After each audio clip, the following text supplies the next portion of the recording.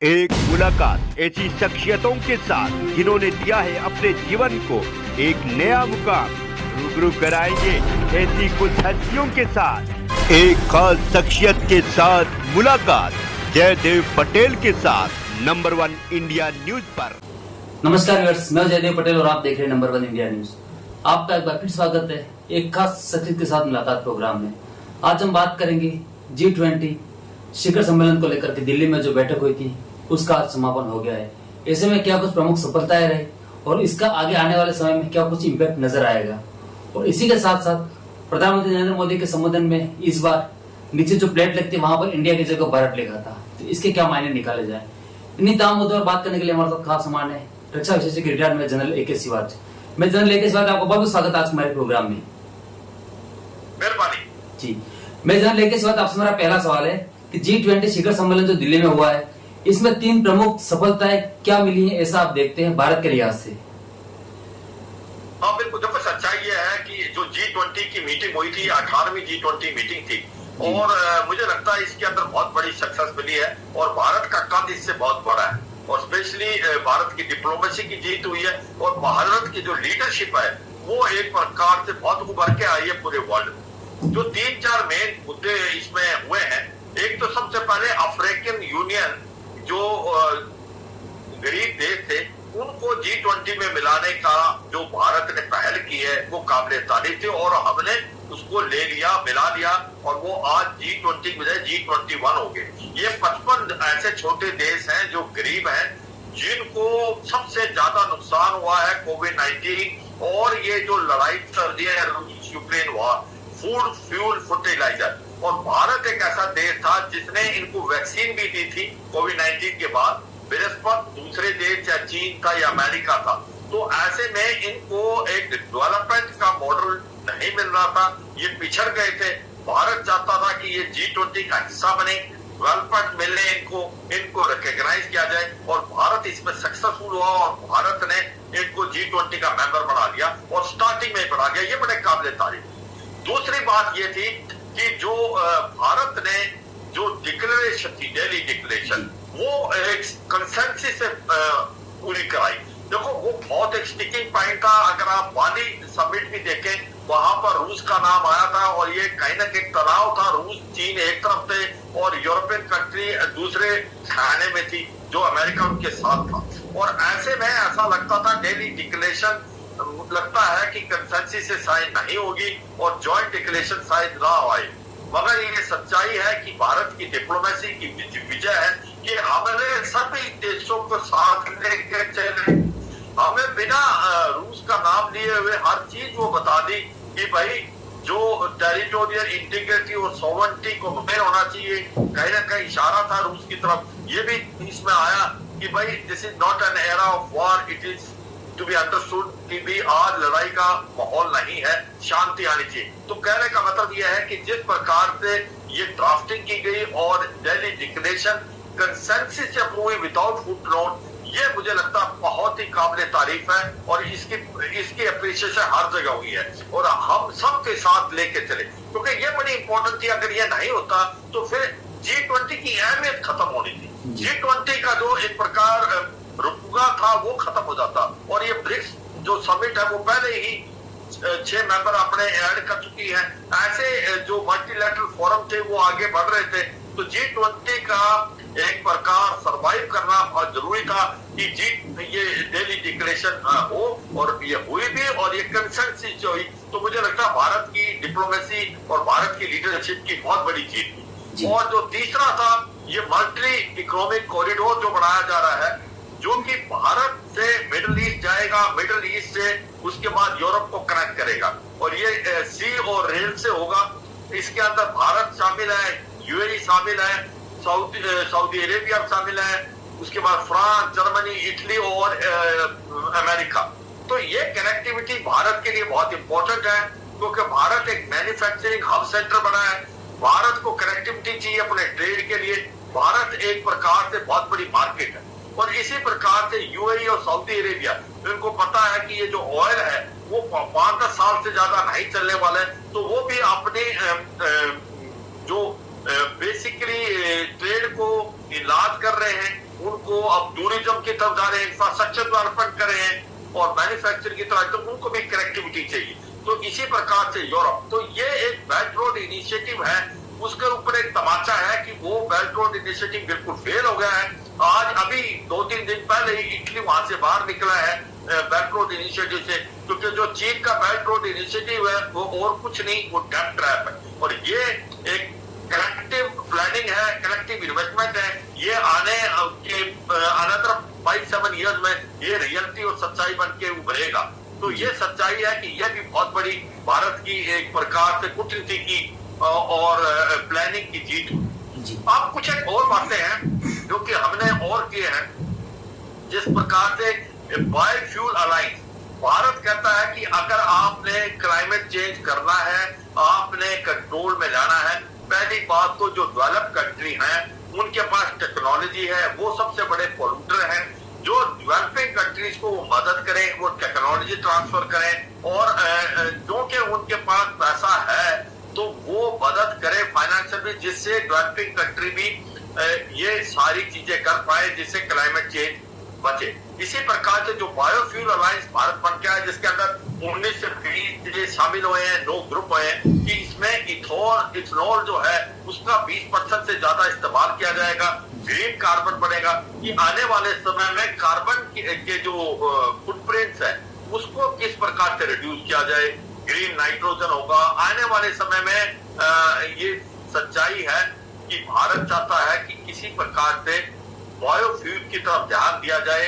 20% ethanol आने वाले time में, 50% इलेक्ट्रिकल, तो ये भी भारत ने बताया। अगला पॉइंट है डिजिटाइजेशन, वो भी भारत ने बड़ा बताया कि भाई देखो यूपीआई का जो सक्सेस है वो एक सक्सेस स्टोरी है, वो पूरा वर्ल्ड भारत को कॉपी करना चाहता है। हमने जो ये सारे के सारे डिप्लोमेट आए थे, इनको यूपीआई का एक प्रकार से कार्ड दिया था, जिसका इस्तेमाल उन्होंने छोटे छोटे वेंडरों से भी किया। तो अभी उनको भी लगने लगा कि भारत डिजिटाइजेशन में बहुत आगे, तो वो भी भारत ने करके दिखा। तो ओवरऑल एक सच्चाई यह है कि भारत का कद और भारत की लीडरशिप बहुत आगे बढ़ के आई, और ये सच्चाई है। ये चंद्रयान 3 के बाद अभी भारत को सभी बहुत सीरियसली ले रहे हैं कि भारत एक ऐसा देश है जिसके अंदर काबिलियत भी है, क्षमता भी है, और उनके पास एक पॉलिटिकल स्टेबिलिटी है, और एक बहुत बड़ी स्ट्रॉन्ग लीडरशिप, जो लीडरशिप प्राइम मिनिस्टर मोदी के नाम से है लास्ट 10 साल में, उसने वो कर दिखाया जो किसी ने सपने में नहीं सोचा। जी, मैं जनरल लेके शिवाज, भारत ने G20 शिखर सम्मेलन की अध्यक्षता की थी। ऐसे में अभी अध्यक्षता जो है वो ब्राजील को सौंप दी गई है। लेकिन सबसे बड़ा सवाल यहाँ पर यह आता है कि भारत की अध्यक्षता में भारत की जो उम्मीदें थी उस पर भारत कितना खरा उतरा, इसके आकलन को आप कैसे देखते हैं?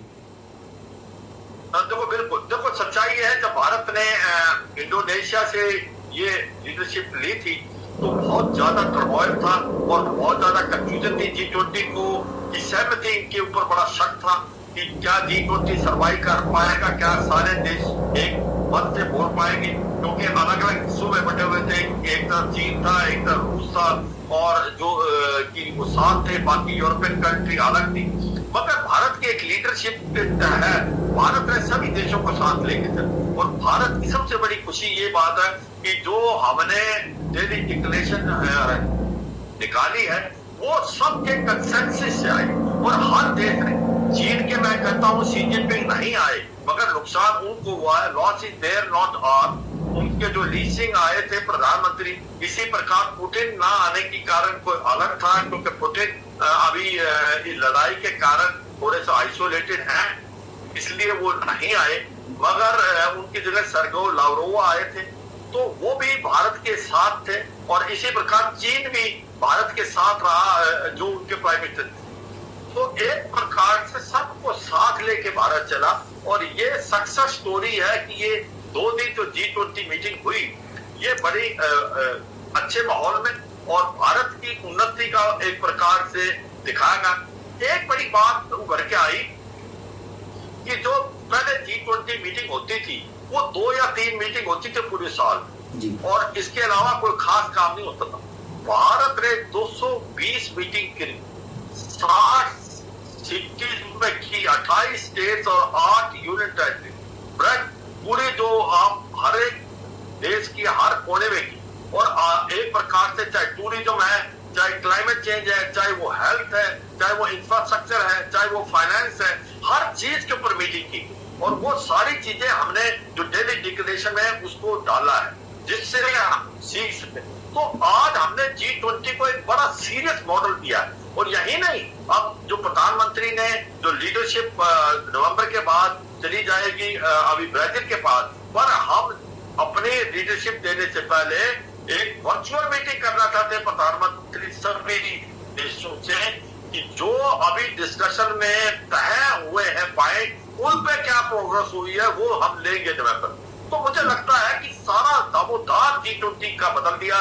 जिस प्रकार से भारत ने मीटिंग कराई, जिस प्रकार से इंक्लूसिव और सस्टेन डेवलपमेंट की तरफ भारत चला है, सभी देशों को लेके चला है, कंसेंसस बनाया है और इतनी ज्यादा मीटिंग करी है कि भाई इतनी मीटिंग किसी देश से सपने में नहीं होती। और दूसरा बड़ा इंपॉर्टेंट है कि ये G20 जो है 85% GDP है, 80% ट्रेड है वर्ल्ड का, 66% पॉपुलेशन है, तो एक बहुत बड़ा प्लेटफॉर्म था। इसको इस्तेमाल करना बड़ा जरूरी था कि हम हर टाइप की मीटिंग कराएं। तो मुझे लगता है कि ओवरऑल एक बहुत बड़ी सक्सेस स्टोरी है और अब जो ब्रेजिल के लिए ये बहुत बड़ा चैलेंज होगा कि जिस प्रकार से जैसे भारत ने करके दिखाया है, छोटे छोटे देशों को साथ लेके चला है और भारत की जो ये वासुदेव कुटुंब और one earth, one family, one future, वो हमने करके दिखा दिया। तो ये सच्चाई है कि बहुत बड़ी जीत है भारत की डिप्लोमेसी की भी और भारत की लीडरशिप जी। मैं जनरल लेके सिवा सबसे बड़ा सवाल यहाँ पर एक चीज और पॉइंट आउट की गई है कहीं न कहीं कि प्रधानमंत्री नरेंद्र मोदी का जो संबोधन था, वहां पे जो प्लेट लगती है वहां पे हमेशा हमने देखा है इंडिया लिखा हुआ था, लेकिन इस बार उस प्लेट में चेंज करके उसको भारत लिखा गया है। तो क्या ये कहा जा सकता है आने वाले समय में कि इंडिया को कहीं न कहीं जो भारत के नाम से जानते हैं वहां पे इंडिया की जगह को हटा दिया जाएगा और सिर्फ भारत के नाम से जाना जाएगा? हाँ बिल्कुल, मुझे भी लगता है। और आप देखें कि प्रधानमंत्री मोदी अटल बिहारी वाजपेयी के बाद दूसरे ऐसे नेशनल लीडर बन के आए हैं जो हिंदी में बोलते हैं, हिंदी को बढ़ावा दे रहे हैं। अभी आप फ्रेंच के प्रेसिडेंट को देखेंगे, इमैनुअल मैक्रोन को फ्रेंच में बोले, जर्मन के ओलाफ स्कोल्ज को बोले वो जर्मन में बोले, और भारत के प्रधानमंत्री जो हिंदी में बोलते थे, मगर अब भारत का इतना बड़ा दर्जा है, भारत हिंदी में बोलता है और सारा वर्ल्ड सुनता है। और जब हिंदी है तो इंडिया नहीं देखा जाता, भारत ही है। और मुझे लगता है भारत जो है असली नाम है भारत का, ये एक प्रकार से इंक्लूसिव नेम है। और सच्चाई ये है, ये इंडिया तो अंग्रेजों ने लिया हुआ नाम है और इंडिया इंग्लिश नेम है। और मुझे लगता है आपके बात में बिल्कुल दम है, आने वाले समय में अब हम अपने आप को भारत ही कहलाएंगे और भारत के अंदर भारत की जो उन्नति, प्रगति और जो इंक्लूसिवनेस है वो सब टपकती है। तो मुझे लगता है ये सच्चाई है। अब जो जिस प्रकार से भारत लिखा हुआ था प्रधानमंत्री की नेम प्लेट पे, तो ऐसे आने वाले समय में अब मुझे लगता है कि भारत वर्ड हिंदी और इंग्लिश दोनों में शायद यूज होगा। जी, मैं जन लेके साथ आपसे मेरा एक आखिरी सवाल है कि सनातन धर्म के खिलाफ कहीं न कहीं भारत में प्रहार हो रहा है, लेकिन इसके अपोजिट अगर हम बात करें तो विदेशों की हम बात करें, जैसे ब्रिटेन के प्रधानमंत्री ऋषि सुनक आज अक्षरधाम गए, वहां पर उन्होंने पूरी तरीके से सनातन धर्म को अपनाते हुए सारी प्रक्रिया को फॉलो किया। तो ये कितना बड़ा मैसेज है ऐसा आप देखते हैं? क्योंकि जहां सनातन स्टार्ट हुआ वहीं पे कहीं उसके खिलाफ प्रहार भी हो रहा है। हाँ बिल्कुल, देखो सच्चाई यह है कि जो भी रिलीजन है वो आपका पक्ष है। भारत एक 140 करोड़ लोगों का देश है, इसमें हिंदू, मुस्लिम, सिख, ईसाई सभी, और सभी अपना धर्म फॉलो करते हैं और बहुत यूनिटी है। हमारे देश में यूनिटी इन डाइवर्सिटी, इसमें कोई शक। अब जो बात आती है ऋषि सुनक, उसके काबिले तारीफ है, वो हिंदू है और वो उनकी जो अपना जो रिलीजन है उसको मानते हैं। जिस प्रकार से वो अभी यहाँ पर आके मंदिर में भी गए और उसके बाद वो अपने आप को हिंदू कहलाने में फख्र करते हैं और हिंदुज्म को फॉलो करते हैं। तो अक्षरधाम टेम्पल में जाके उन्होंने माथा भी टेका। तो ये सच्चाई है, एक बड़ी अच्छी बात है। हमें अपने हिंदू होने में, जो भी हिंदू है उसको एक फख्र होना चाहिए। अगर जो भी जिसका रिलीजन है उस पर उसको फख्र होना चाहिए। मगर ये कतई नहीं है कि भारत में कोई ऐसा है कि एक ही रिलीजन। भारत के अंदर जो जिसको रिलीजन फॉलो करना है वो कर सकता है। सभी रिलीजन की रिस्पेक्ट है यहाँ पर।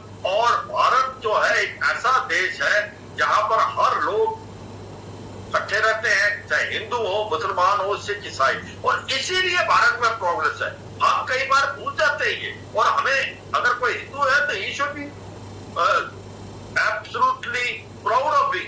हम ये भूल जाते हैं कि भारत की जो ये यूनिटी इन डाइवर्सिटी है, इसको पूरा वर्ल्ड देखता है कि जिस प्रकार से भारत सबको लेके चला हुआ है और 5th लार्जेस्ट इकोनॉमी बन गया है, आने वाले टाइम में 3rd लार्जेस्ट बनेगा, 4th लार्जेस्ट मिलिट्री पावर है। और इसकी सबसे इंपॉर्टेंट इसकी रीजन है, एक हमारे पास वाइब्रेंट डेमोक्रेसी है, स्ट्रॉन्ग लीडरशिप है, पॉलिटिकल स्टेबिलिटी है, और हमारे अंदर यूनिटी इन डाइवर्सिटी है, और हम सभी रिलीजन को लेके साथ चलते हैं। जी, मैं जान लेके साथ आपने हमारे लिए समय निकाला, उसके लिए आपका बहुत बहुत धन्यवाद।